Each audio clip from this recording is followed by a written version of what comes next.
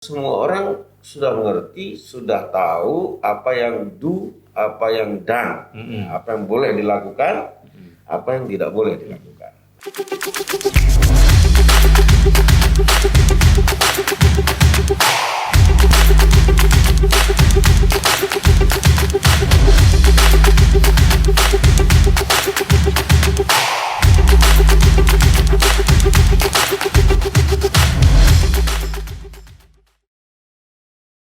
Assalamualaikum warahmatullahi wabarakatuh. Ketemu kembali dalam podcast Radar Banjarmasin, paling paham soal Banua. Baik pemirsa podcast Radar Banjarmasin, hari ini kami mengundang seseorang ya yang kami anggap menjadi orang yang paling perlu dikorek informasinya ini ya. Beliau adalah penjabat Gubernur Kalimantan Selatan, Bapak Safrizal. Apa kabar Pak?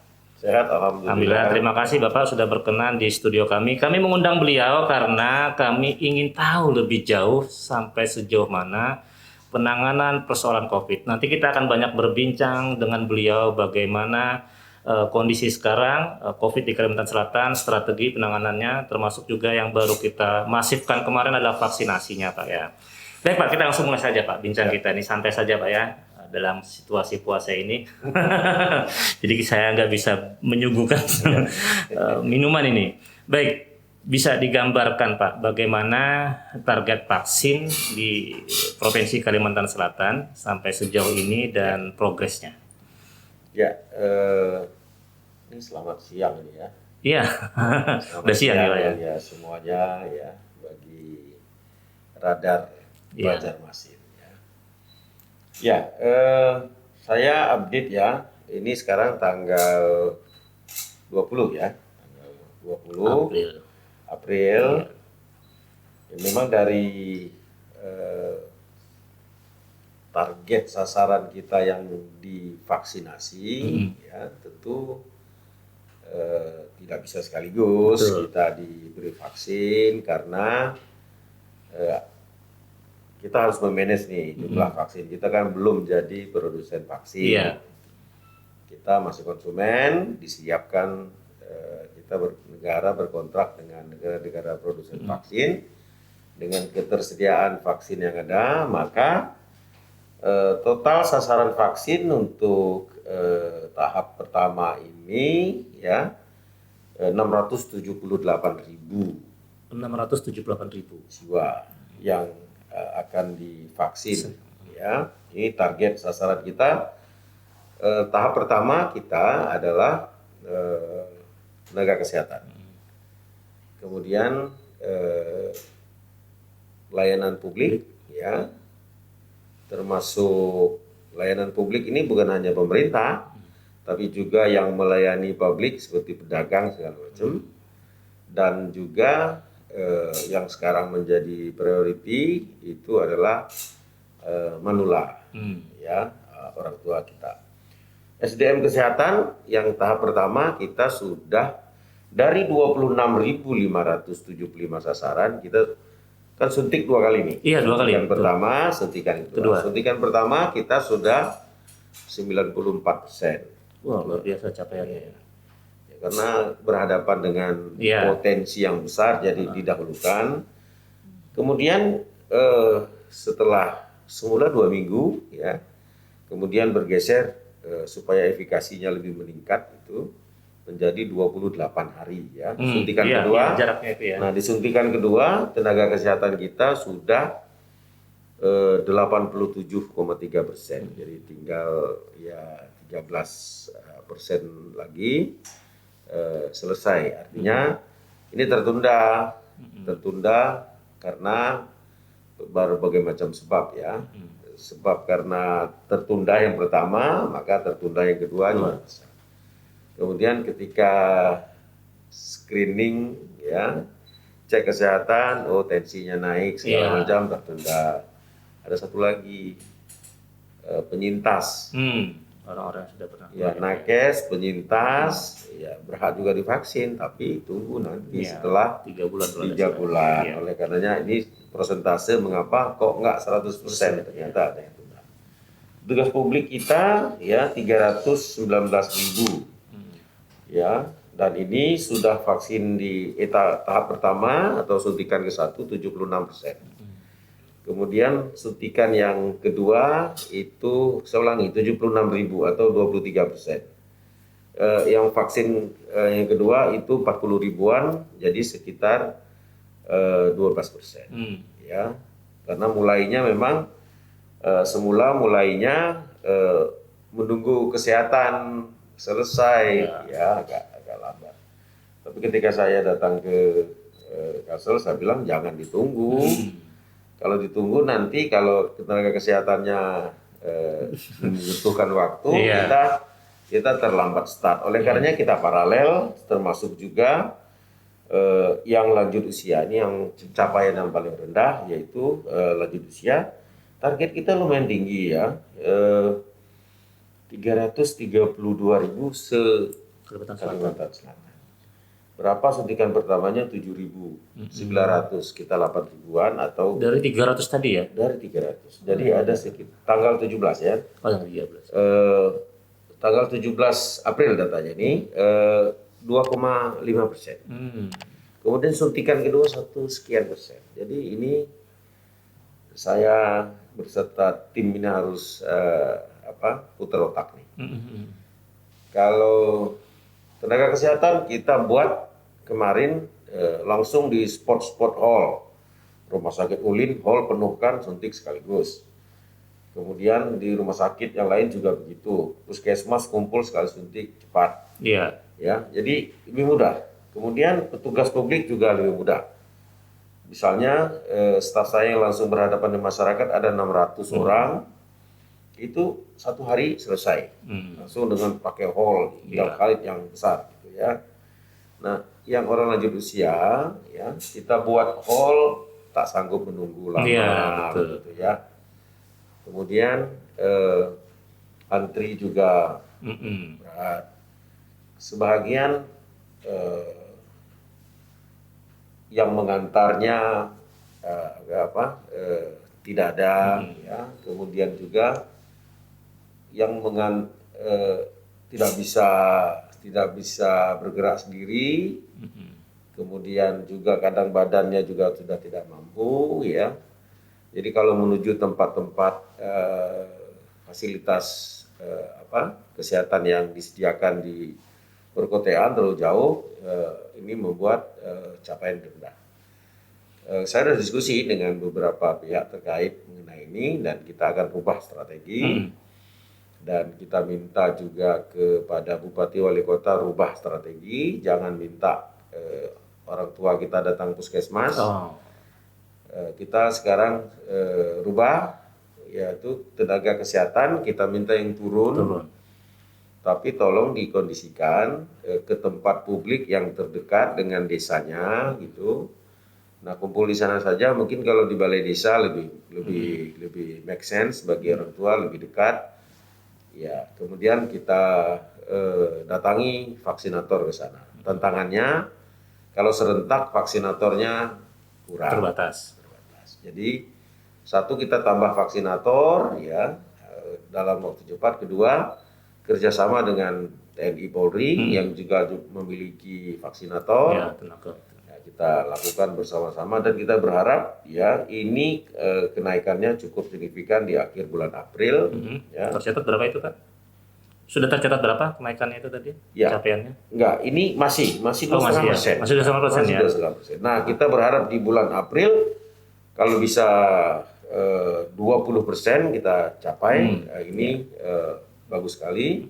Nanti kita evaluasi lagi. Kalau ternyata ini bagus, kita lanjutkan ke bulan Mei. Ya, terakhirnya nanti di bulan Juni. Iya. Ya, kita masih ada 2 bulan nih. Dan memang kita akan prioritaskan yang paling rentan ini para orang tua karena dari data kita ternyata fatality ya itu 70%. Fatality itu kan yang berusia di atas 50 tahun. Jadi 50 tahun ke atas menempati fatality rate kita 70%. Yang meninggal dunia akibat ini di atas umur 50 70%. Artinya 50 ke bawah 30%. Itu pun juga dengan komorbid. Oleh karenanya kita harus prioritaskan orang tua kita untuk memperoleh vaksin terlebih dahulu, ya, agar kita bisa melindungi dengan lebih baik. Baik. Oke, tadi capaian angkanya masih rendah Pak ya, terutama untuk lansia. Sekarang kita masuki masa puasa Ramadan. Nah ini kan tantangannya juga jadi 2 kali lipat. Ini gimana nih Pak? Ya, pertama sudah ada fatwa, ya kalau vaksin tidak membatalkan puasa. Ini penting bagi tugas vaksinator, ya. Dan sudah ada contoh-contoh dari yang kita ambil dari imam masjid yang sudah kita beri contoh bahwa ternyata memang para guru-guru, para ulama itu ikut suntik juga yang sudah senior, ya. Jadi tantangannya adalah makin bulan puasa, makin menuju tempat vaskes itu makin susah, ya, gitu, karena biasanya kalau senior ini kalau bulan puasa biasanya setelah mengaji istirahat, gitu, ya. Ya memang terjadi kendala. Tapi kami minta kepada aparatur vaksinator, aparatur kesehatan kami, ya, turun ke bawah dan minta kerjasama dengan RT, lurah, kepala desa untuk menghimbau waktu, karena kalau datang vaksinator kita yang suntik 5 orang, 10 orang itu nanggung sedikit sekali. Ya tidak efisien, ya. Oleh karena ya sekurang-kurangnya kalau misalnya di situ ada 4 jam gitu, ya kita bisa kirim 1 tim atau 2 tim, karena 1 tim 6 orang. Ya, kirim 1 tim 2 tim, maka dalam 1 desa bisa kita habiskan dalam 4 jam sebenarnya. Kalau rata-rata per desa kelompok usia di atas 60 tahun itu 200 sampai 300 orang. Jadi ini tantangan kita di bulan puasa ini, tapi kata saya kepada staf, kepada ini, ya makin besar tantangannya makin gede pahalanya lah, insya Allah, ya. Baik, itu tadi persoalannya, kendalanya puasa Pak ya. Ada nggak persoalan teknis lain atau yang sifatnya itu cukup menghambat target ini? Karena melihat dari angka progresnya kan memang sangat rendah ya. Terutama memang faktor kelompok usia ini yang memang agak susah gitu. Gimana Pak? Ya, memang kemudian ada juga satu faktor lain yang membuat ini agak susah, adalah keyakinan. Bukan keyakinan agama ya, tapi keyakinan terhadap vaksin sendiri, ya. Masih ada yang merasa kalau, ini tidak, anak-anaknya merasa kalau ini tidak aman bagi orang tua saya. Nah, artinya terus kita harus lakukan sosialisasi bahwa ini aman untuk semua umur, ya. Maksudnya semua umur yang manula seberapapun, ya. Ini aman, ya. Nah, ini yang bisa melakukannya anak-anaknya, orang-orang terdekatnya. Ya, televisi kadang-kadang orang tua ndak habis nonton sosialisasi. Dipakai spanduk tak cukup menjelaskan secara gamblang seperti apa sistem kerjanya. Oleh karenanya para orang-orang terdekat dengan para orang tua ini membantu meyakinkan kepada orang tua, bukan hanya membantu meyakinkan, membantu memfasilitasi para orang tua kita menuju tempat-tempat yang sudah disediakan. Jangan justru terbalik. Jangan. Ini beberapa tempat kita ketahui. Justru para anaknya atau orang terdekatnya mengatakan jangan duluan. Biar yang lain duluan. Ini terbalik. Justru orang tua yang harus didahulukan, karena dari data tadi yang saya sampaikan, faktor risiko yang paling tinggi adalah yang berusia lanjut dan komorbid. Jadi yang berusia lanjut dan komorbid ini yang harus kita dahulukan supaya memiliki antibodi yang cukup. Apalagi ini lebih berbahaya lagi kalau punya anak, punya orang serumah yang keluar masuk.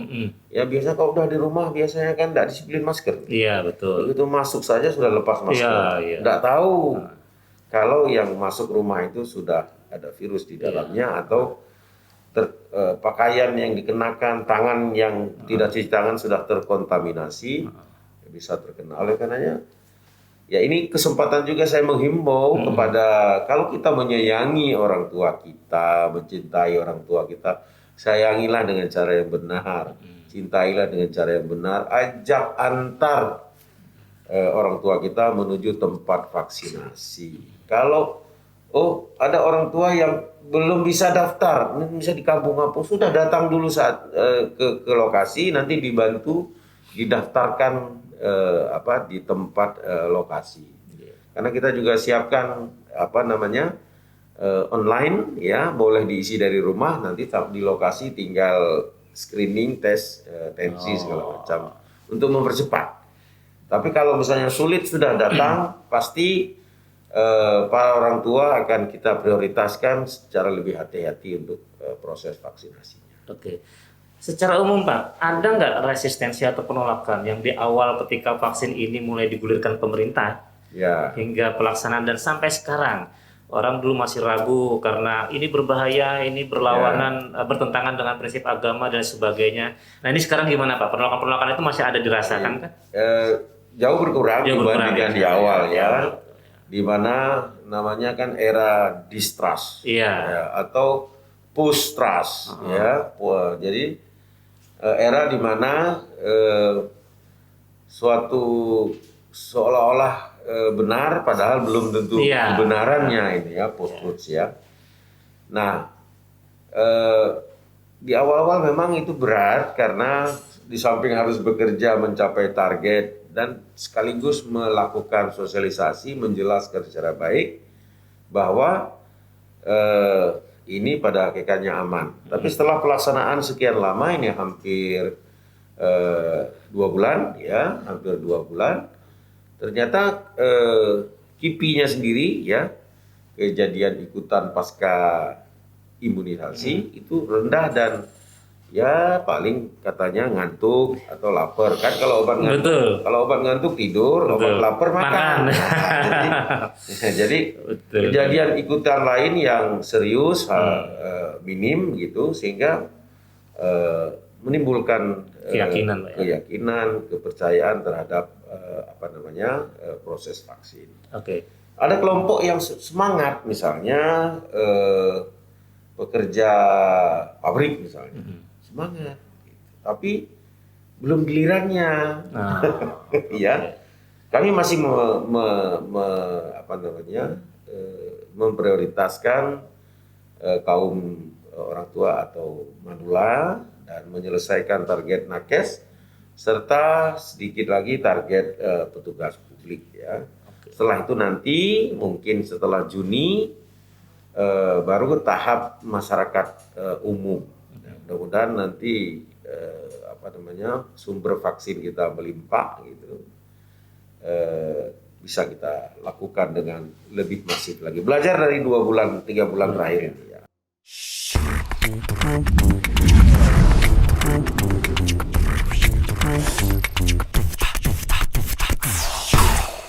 Pak Safrijal tadi udah disampaikan bahwa penolakan sekarang sudah semakin minim, masyarakat trust-nya juga semakin meningkat, vaksinasi sudah berjalan lancar. Memang agak susah nih karena kelompok lansia tadi Pak ya.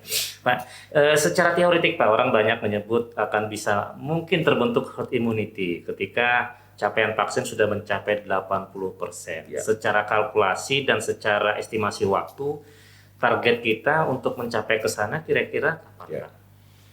Ya, untuk penyuntikan, jadi herd immunity adalah kekebalan kelompok. Iya, kolektif. Ya, kekebalan kelompok, bukan penyuntikan kelompok. Iya. Nah, ini supaya dibedakan. Nanti kita udah nyuntik kok nggak kebal-kebal gitu ya. Karena setelah suntik orang bisa kebal, kemudian tergantung lagi berapa titernya yang dimiliki oleh tiap tubuh orang beda-beda. Kita menargetkan bisa menyuntikkan ke 70-80% penduduk Indonesia itu sampai Desember 2021. Ya, targetnya masih seperti itu. Nah, Kapan herd immunity-nya bisa tercapai? Oke, ambil kata kalau kekebalan maksimal bisa dicapai itu 3 bulan 4 bulan, maka di bulan April tahun 2022 kalau semua berjalan lancar, kemudian antibodi terbentuk secara serentak, ya, maka saya kira di bulan April 2022 kita sudah bisa mencapai herd immunity dengan catatan kalau Prosesnya semua lancar. prosesnya lancar, tercapai dan apa namanya terbentuk antibodi secara maksimal. Iya, kita berharap dan berdoa itu bisa berjalan lancar, Pak ya. Setiap bulan kan evaluasi. Evaluasi, betul. Nanti juga akan ada sampling orang yang setelah divaksin, kita sampling, cek titernya berapa. Iya, dan oke. Jadi Jadi memang benar-benar terukur, Pak. selalu harus ada monitor dalam rangka itu. Oke. Menuju ke sana mungkin masih lama, Pak ya. Tapi di satu sisi ternyata angka juga semakin meningkat. Naiknya juga kadang cukup signifikan, tapi melandainya juga kadang cukup angka kenaikan COVID penderitanya, positif. kemudian ya positifnya.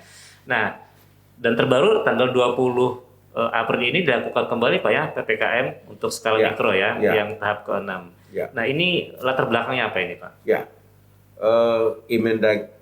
Dasarnya Inmendagri nomor 9 yang diterbitkan tadi malam untuk melanjutkan perpanjangan PPKM. Saya sampaikan data saja, walaupun ada yang mengatakan bahwa penurunan berbagai macam indikator itu faktornya bukan semata-mata PPKM, tapi yang terukur ya PPKM. Oleh karenanya indikator apa yang berhasil? Misalnya positif harian. Ya. Sebelum PPKM kita positif harian pernah mencapai 15.000 case per hari. Se-Indonesia. Ya, 15.000 case per hari. Hari ini kita di bawah 5.000 case per hari. Memang kadang 4.000, kadang 3.000, kadang 5.000 ya. Jadi kita bisa memangkas dari 15.000 menjadi di bawah 5.000, artinya memangkas 70% ya dari positif rate atau jumlah kasus positif harian. Ya, ini artinya apa? Ada kemajuan ya, dan kita bisa menjadi salah satu negara yang pertambahan case positif secara nasional dibandingkan dengan berbagai negara yang statusnya mulai menurun, tapi belum mencapai button. Ya, belum mencapai dasar, lalu sampai di dasar sampai angka minimal mungkin di bawah ribuan ya. Belum sampai ke sana, kita masih 4 ribuan gitu ya. Nah, kita melihat ini sebagai suatu kebijakan yang menolong bangsa Indonesia untuk mengendalikan, yaitu PPKM Mikro. Dengan positif rate harian cenderung turun terus ya. Artinya BOR ya, bed of ratio rumah sakit ikut turun. Kalau di bulan-bulan di awal-awal sebelum pembentukan itu di awal misalnya di Januari gitu ya, karena kita baru habis libur tahun baru ya, itu menekan rumah sakit BOR-nya itu sampai di atas 70%, ada yang 75%, ada yang 80% ya. Bed of occupancy ratio ya, keterpakaian tempat tidur sekarang turun di bawah 60%. Artinya tenaga kesehatan kita bisa lebih punya waktu untuk merawat, kemudian karena waktunya cukup, merawatnya lebih baik. Apa yang terjadi? Kesembuhannya meningkat. Jadi angka hariannya turun, penggunaan tempat tidur turun, kesembuhan meningkat, ya, kematian dengan jumlah kasus turun, kematian juga turun, ya. Sekarang kematian kita rate kita 2,72%, ya. Kalsel 2,78. Kita 0,6 lebih banyak dibandingkan dengan nasional. Kita lebih tinggi daripada nasional. Nanti kita jelaskan.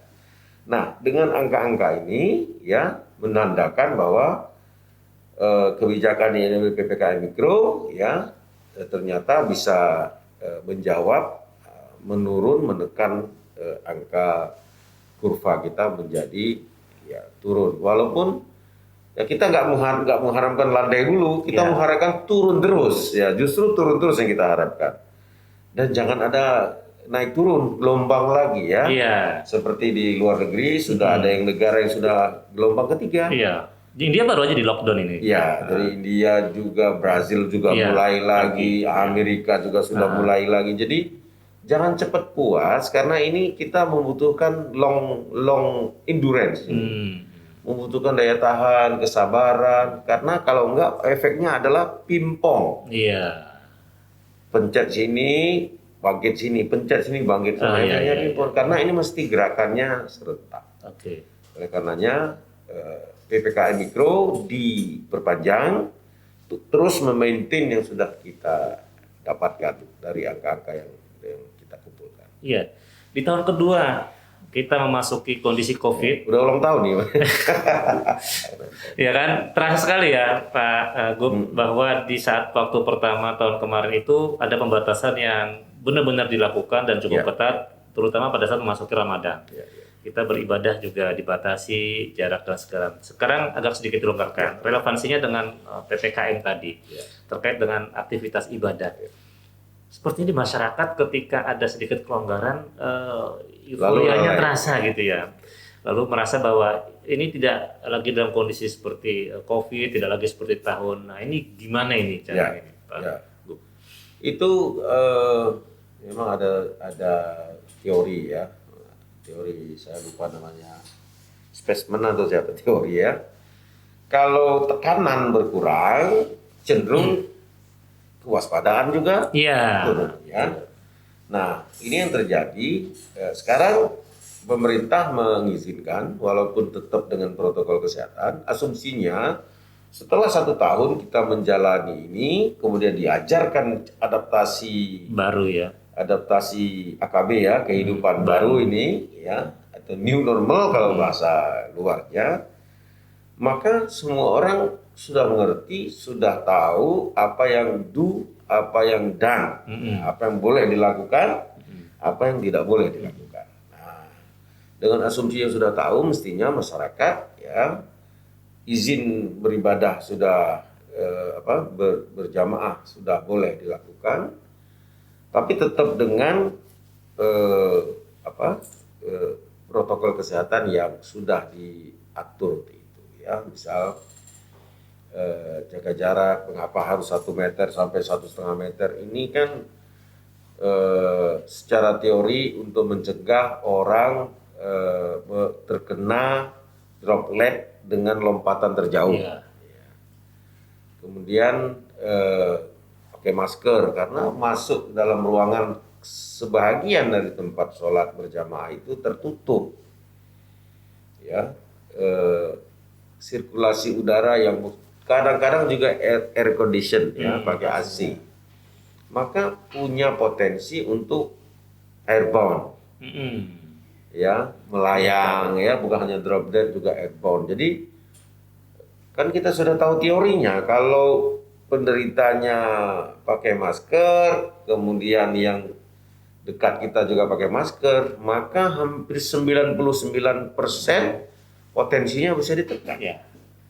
Nah, euforianya kalau sudah diberi lalu tidak ada kontrol. Nah, ini di India juga sama, karena perayaan keagamaan juga mulainya ya. Kemudian di beberapa negara lain juga sama karena perayaan-perayaan. Padahal pantangannya, nah ini kan pantangannya penyakit epidemiologi seperti ini adalah kerumunan yang tak terkendali, tak teratur, kemudian terlalu dekat segala macam. Oleh karenanya kita minta lagi nih, kita himbau kepada saya akan bertemu pengurus masjid. Ya, sekurang-kurangnya saya akan ketemu dulu remaja masjid besok.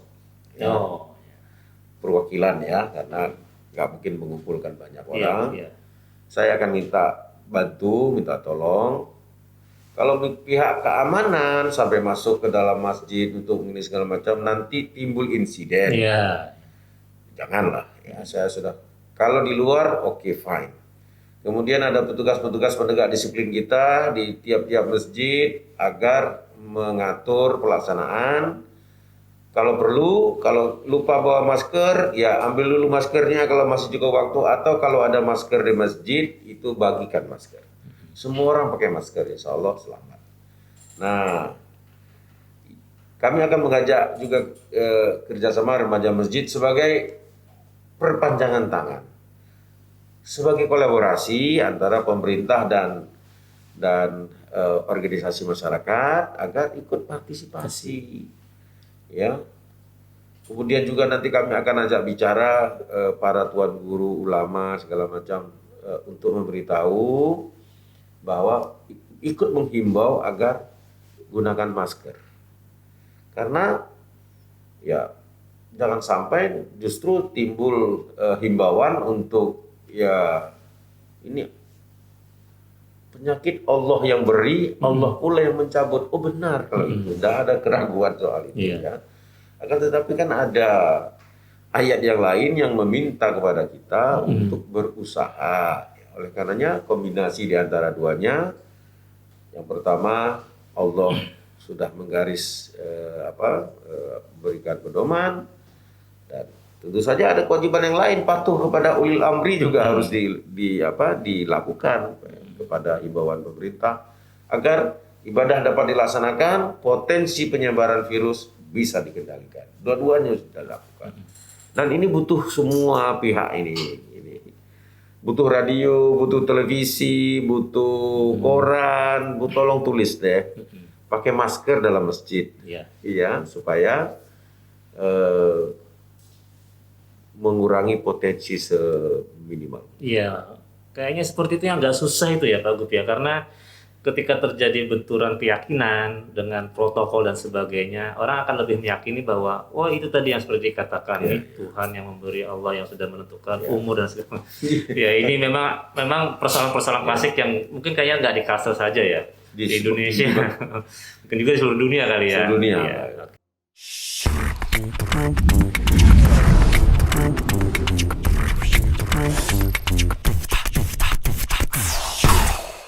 Baik Pak Gup, di beberapa negara ternyata sumber utama penyebaran masifnya COVID ini adalah terjadinya kerumunan.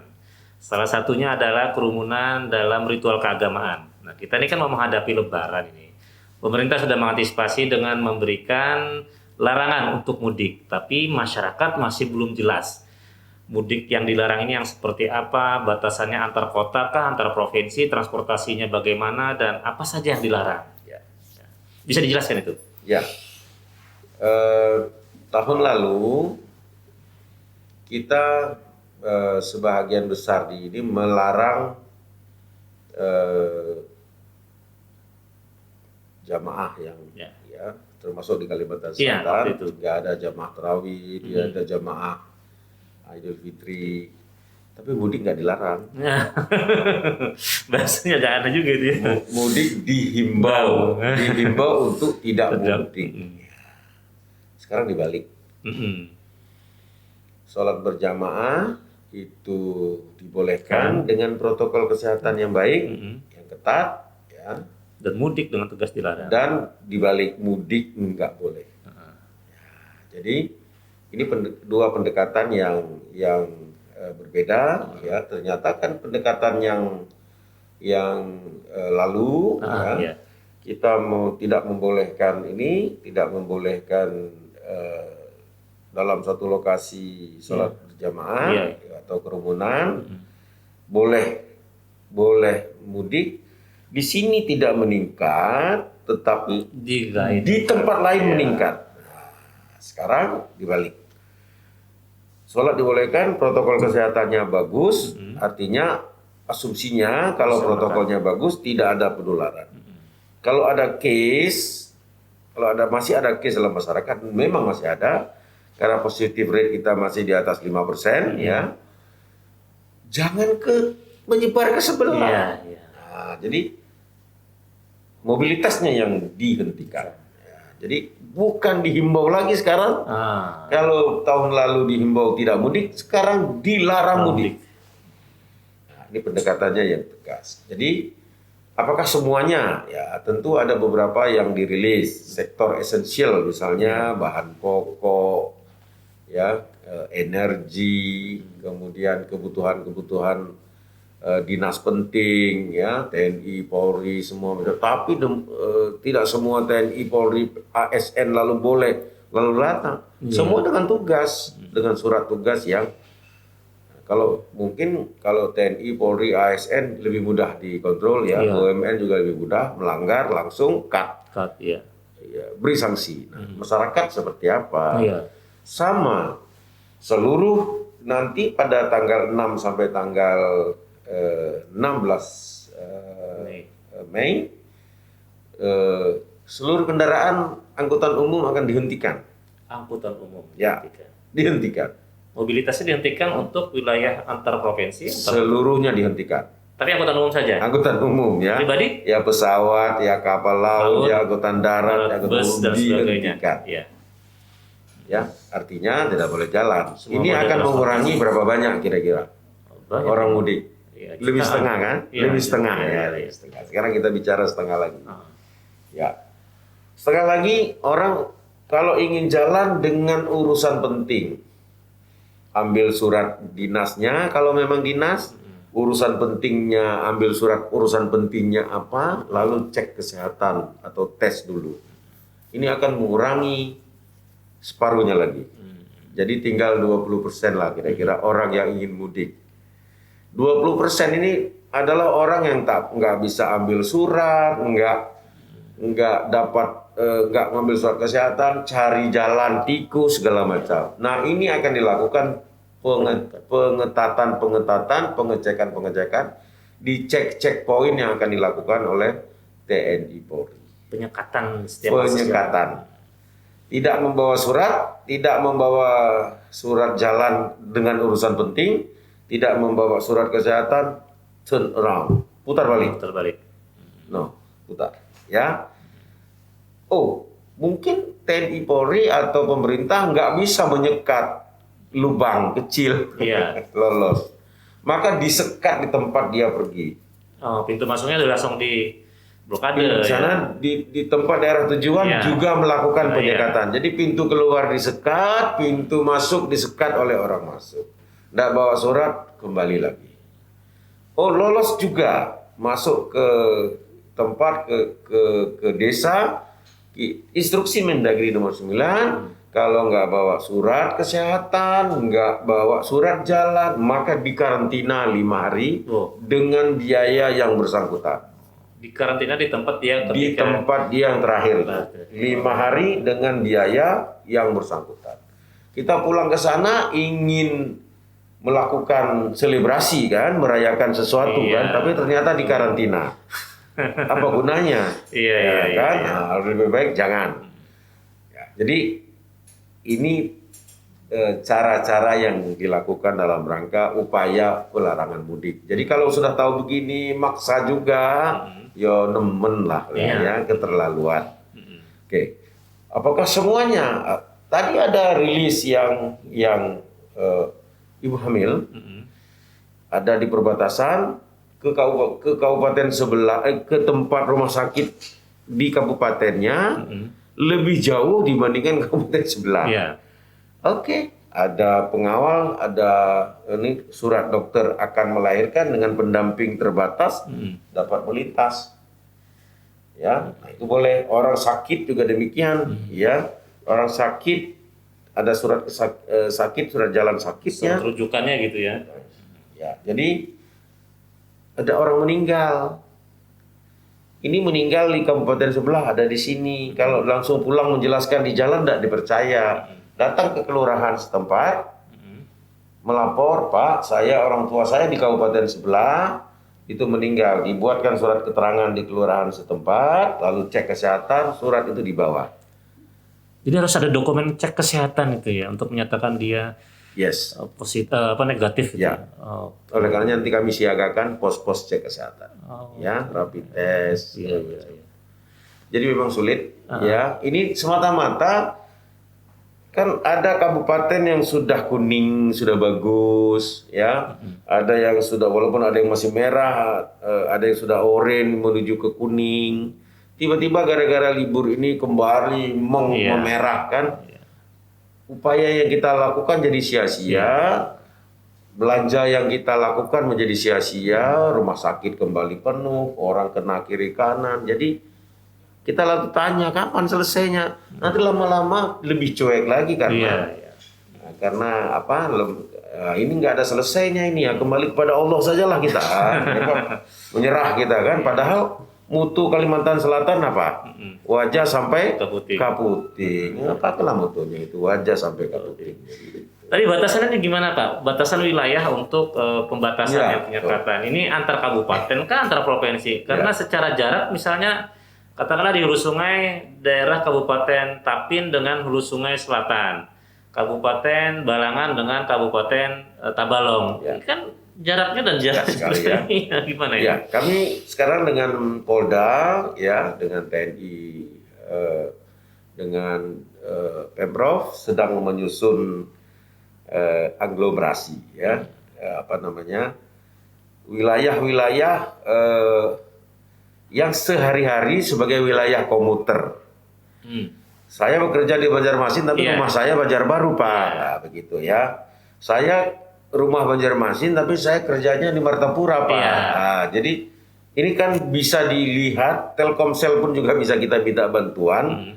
Mana wilayah hilir mudik orang setiap hari karena bekerja. Nah, nanti akan kita buat wilayah ini tidak perlu melakukan surat menyurat, tapi dengan KTP Banjarmasin nggak bisa sampai Amungtai, ya seperti itu ya, tanpa melakukan surat menyurat. Jadi nanti akan segera kita umumkan, tapi gambarannya misalnya Banjarmasin, kemudian Banjarbaru, ya, mungkin sebahagian Banjar ini dalam satu wilayah yang satu wilayah komunitas lah ya. Jadi masuknya masih boleh gitu, Pak? Ini kita akan pertimbangkan satu wilayah seperti Jabodetabek. Iya. Pekerja di Jakarta hampir 70% tinggalnya di Detabek. Iya. Ya. Nah, kalau nggak boleh nggak bisa bekerja, Iya, ekonomi iya. berhenti kan. Nah, ini seperti di sini juga ya. Ada yang bekerja Banjarmasin, rumahnya Di Handil Bakti. seputar di Handil Bakti ya. Nanti kita buat. Sebetulnya itu. Ya, jadi kita buat ya garis sejauh mana. Nanti petugas di lapangan juga kita beritahu ya untuk merilis orang-orang yang masuk kawasan seperti itu. Berarti nanti rencananya akan ada posko lagi, Pak? Dulu kan ini seperti pembatasan berskala besar ya, tapi ada Ya. pembatasan antar wilayah memasuk itu. Ya. Nanti ada seperti itu lagi? Itu. Oke. Checkpoint namanya. Iya, tapi checkpoint ya. Ada Iya. checkpoint lagi. Ya. Jadi nanti bagi yang aktivitasnya memang karena Ya. situasinya kayak gitu, nggak Ya. dari surat ya. Ya. Tapi Atau kalau satu surat. Atau satu surat. Surat apa itu? Surat kesehatan tadi? Bukan, misalnya surat dari kantornya, ya, misalnya dia rumahnya Martapura, kerja di Banjarmasin. Ya, dia menunjukkan saya di samping kan KTP sudah menunjukkan Iya, iya, iya, tapi iya. surat bekerjanya saya di sini. Jadi Oke. dengan satu surat cukup untuk digunakan untuk menuju tempat bekerja dari rumahnya. Mungkin diperiksa, tetap diperiksa, Iya. tapi dengan adanya surat itu maka bisa dirilis. Tapi itu hanya dilakukan pada masa antara tanggal 6 sampai tanggal 16. 16. Oke, kurang lebih 10 hari itu, Pak ya. 10 hari masa peak season itu ya. Iya. Tapi mungkin jadi masukan juga nih Pak, karena Ya. pengalaman yang kemarin, instruksi bagaimana pengaturan di lapangan itu yang berbeda, Ya. sehingga ada terjadi kekakuan. Ini yang pernah kemarin rasakan juga kemarin tuh Pak, beberapa teman-teman yang pulang malam tinggal di Banjarmasin mau pulang di wilayah sekitar Pol 7 atau yang sebaliknya ini malah nggak bisa masuk gitu. Ya, dulu Walaupun ada surat. dulu Ya. berlaku jam malam. Ya, Ya, gitu. dulu berlaku jam malam, pembatasannya sampai jam malam. Iya. Kita hari ini belum mempertimbangkan berlakunya jam malam, Oke. ya. Kalau kita tidak keluar kemana-mana, kan tidak perlu ada jam malam, loh, nggak keluar juga, Iya, begitu. iya, Tetap dalam lokasi kita sendiri, ya. Justru penyekatan di pintu-pintu keluar, Oh. karena penanganan kita kan penanganan mikro. Pak. Iya, iya, iya. Nah, kalau kelurahan, desa, RT, RW kita merah, lockdownnya di situ. Oh. Nah, itu yang harus kita pertajam dengan data-data. Ya sekarang kan lebih ketat. Kalau dulu kelipatan 5, sekarang kelipatan 3. Nah. Ada dalam satu RT terdapat rumah 3 rumah 5 ke atas. 5 rumah ke atas dalam satu RT itu terpapar COVID, maka zona itu, RT itu zona merah. Tidak boleh berkumpul, tidak boleh berkumpul lebih dari 3 orang, tidak boleh membuka tempat publik, tidak boleh membuka musola, tidak boleh dalam zona itu. Jadi yang kita lokalisir adalah zona-zona mikro. Dan ada petugas gugasnya pada tingkat RT itu juga Iya, nanti ya. iya. Oleh karenanya dimonitor oleh kita dibantu TNI Polri. Begitu ada RT yang merah, langsung semua blokir. Jadi sebenarnya secara psikologis ini kan sudah pernah dialami masyarakat dulu Pak ya. Nah kira-kira udah ada persiapan nggak Pak antisipasi bahwa ketika dalam perlakuan ini itu terjadi hampir udah cukup lama, 1 tahun yang lalu rentang waktunya, dan diberlakukan lagi, kira-kira secara psikologis masyarakat ada penolakan atau gimana, itu diantisipasi juga? Penolakan mungkin tidak ada, ya. Secara demonstratif nggak ada Iya, penolakan. iya. Tapi yang terjadi adalah, ya itu tadi, kelelahan, ya, membuat fragile, ya, membuat kerentanan, gitu ya. Itulah tugas di dalam Inmendagri nomor 9 diminta kepada kepala daerah untuk terus-menerus melakukan sosialisasi, ya. Perjuangan belum selesai, ya. Lakukan terus-menerus upaya-upaya supaya tidak kembali seperti sedia kala dengan beban yang sangat berat. Tentu kerjasama semua pihak, kolaborasi pentahelik ini sangat dibutuhkan. Dan bagaimana menurut pendapat Bapak nih secara umum, apakah masyarakat Kalsel ini cukup patuh dengan aturan, cukup patuh dan mengerti dengan apa yang menjadi kebijakan-kebijakan itu? Masyarakat Kalsel tidak demonstratif, ya. Artinya menyatakan pandangannya secara sarkas. Iya. Hampir saya lihat ya selama hampir 2,5 bulan di sini, enggak begitu sarkas. Medianya juga saya lihat lembut-lembut nih, ya. Jadi tapi jangan membuat kemudian masyarakat memang tidak sarkas, tapi terjadi pembangkangan yang karena disadari gitu. Ini yang membuat kita memang sedikit agak gelisah. Kita kan nggak ada keinginan juga. Lalu masyarakat tidak mau peduli segala macam, sholat tanpa mau menggunakan masker. Lalu kita harus ambil kebijakan larang kembali. Nah, kita kan nggak mau. Nanti timbul pergesekan-pergesekan. Oleh karenanya cara satu-satunya adalah patuhi protokol kesehatan, pakai masker, jaga jarak. Kalau nggak ada masker, di mana lokasi nggak ada masker, lapor. Kita akan kirimkan, kalau nggak dari pemerintah, kita kirimkan dari LSM yang mau membantu, ormas mau membantu, cukupkan masker. Masjid mana yang nggak ada masker, lapor, kita kirim masker. Jadi gotong royong sekarang. Jadi bukan saling cuek, tapi justru dibalik saling ingat, saling mengingatkan. Nah itu. Jaga diri, jaga keluarga, jaga tetangga, jaga negara. Oke. Mulai dari jaga diri sendiri, kan? Ya, jadi kita harus jelaskan, terutama bagi, mohon maaf ini kaum milenial, ya. Iya. Ya, kadang-kadang kaum milenial itu merasa kebal loh, ya. Jadi, iya betul sekali. Saya sering Pak, sekarang di jalan malah banyak mau kaum milenial, please, you will be a hero right now, ya. Kamu harus jadi pahlawan sekarang, ya, untuk melindungi keluarga, orang tua kita, gitu. Silahkan lihat tiap hari ada case 5-6 meninggal karena COVID kok. Eksis ada, ya. harian 150-an sampai 200 case terjaring. Ada kok. Jadi jangan cuek, jangan tidak berpartisipasi dalam gerakan kemanusiaan ini. You can, ya. Iya. Kamu bisa lakukan sesuatu. Kalau perlu Anda membuat gerakan penyelamatan oleh anak muda. Kasih jempol. Iya. Ini anak muda yang memperhatikan bangsanya, memperhatikan masyarakatnya. Bukan anak muda yang egois. Asal gue udah selamat, nggak peduli lu mau jadi apa. Gitu ya, egois ya. Nggak Iya. peduli orang lain mau sakit, nggak peduli orang lain mau meninggal. Pokoknya saya selamat. Ya, jadi jangan ego juga karena terlalu yakin sama kemampuan diri.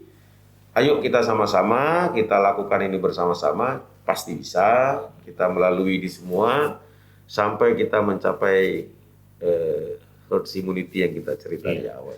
Baik, pertanyaan terakhir Pak, ini wacananya sudah digulirkan, sudah disampaikan rencana-rencana akan adanya pembatasan dan sebagainya. Yang terjadi sekarang justru masyarakat sudah mudik mulai sekarang. Kan istilahnya ini hanya momentum waktu Pak, artinya pergeserannya juga tetap terjadi, hanya saja lebih di awal bukan di akhir. Ini gimana nih Pak? Ya, jadi kita sudah petakan. PNS, TNI, Polri, pegawai BUMN, pegawai swasta yang terikat dengan bosnya tidak bisa meninggalkan tempat kerjanya. Ya, kalau itu bisa diatur Pak ya. Ya kan? Itu kira-kira 50-60%. Iya. Orang yang terikat dengan bosnya, kalau mau pergi sekarang, pergi saya pecat. Iya. Nggak bisa. Kalau PNS sudah pasti nggak bisa, TNI udah pasti nggak bisa, Polri udah nggak bisa, pegawai instansi vertikal nggak bisa, pegawai BUMN, PLN, air minum semua nggak bisa. Itu 50-60% ya. Tinggal yang sektor UMKM yang nggak punya bos, bosnya adalah diri sendiri ya. Kaki lima, kemudian ya usaha kecil yang semuanya. Jadi tinggal kecil. Tinggal sedikit ya. Sisi jumlah angka ya. Tinggal sedikit. Ya, nah sekarang kita ya dalam rapat-rapat dengan pemerintah daerah sudah kita wanti-wanti, sudah kita ingatkan ada orang yang mendahului pergi. Kita ingatkan sampai di tempat, silahkan kalau mau melakukan ram check, sampling check, orang yang pulang di sampling check boleh. Ya, artinya apa? Untuk menjaga lebih dini terhadap orang yang pulang mendahului. Dan ini juga harus diantisipasi, penambahan tempat karantina, penambahan obat antigen ya. Ini harus diantisipasi. Tapi menurut prediksi kita dibandingkan 6 Mei sampai 16 Mei ini tinggal sedikit di sektor-sektor yang informal yang tadi. Tapi tetap kita himbau, sayangi orang tuamu, sayang kampungmu. Kalau mau tetap kamu pulang, kamu bawa surat cek dulu kesehatannya. Sekarang murah kan? Ya, sekarang rapid tes antigen itu mungkin 170 ya. 170 kalau tidak salah. Ya, 50 atau 70 ya. Sudah dengan biaya servis itu. Ya 150 ribuan sudah bisa cek. Ya, dibandingkan Anda keluar jutaan kalau sudah terpapar, apalagi yang terpapar satu rumah. Ya, kita punya data sampai satu rumah sampai 14 orang terpapar. Sulit sekali mengaturnya, sulit sekali untuk bertahan dalam suasana seperti ini. Jadi tetap kami himbau, jangan kalau terpaksa harus pulang juga pakai prosedur kesehatan, cek kesehatan dulu daripada kita ternyata terpapar lalu kita mencemari di tempat tujuan kedatangan kita, mencemari atau memapari orang-orang yang kita sayangi. Luar biasa himbauan ini. You are be a hero. Gitu. Baik Pak Safrija, bincang kita sudah cukup banyak pesan yang disampaikan tadi kepada masyarakat, terutama para generasi muda milenial ini. Kalian bisa menjadi pahlawan bagi diri sendiri dan keluarga dengan menjaga protokol kesehatan. Ya, ini pesan yang harus dipatuhi ini ya, karena memang kita cukup prihatin. Pak, saya sendiri melihat seringkali Mungkin karena situasi juga ya, anak muda itu kan dari dulu juga jiwanya suka nongkrong. Ada pembatasan ketika sedikit agak longgar, langsung deh kayaknya kafe-kafe rame dan lain sebagainya. Tapi ingat harus tetap bertanggung jawab secara pribadi, menjaga keluarga dan orang-orang yang kita sayangi.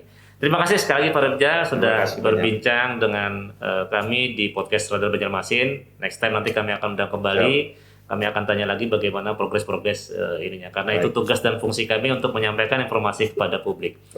Baik pemirsa podcast Radar Banjarmasin, kita ketemu lagi dalam program selanjutnya dengan narasumber tentunya yang akan lebih menarik. Terima kasih. Assalamualaikum warahmatullahi wabarakatuh. Waalaikumsalam warahmatullahi wabarakatuh.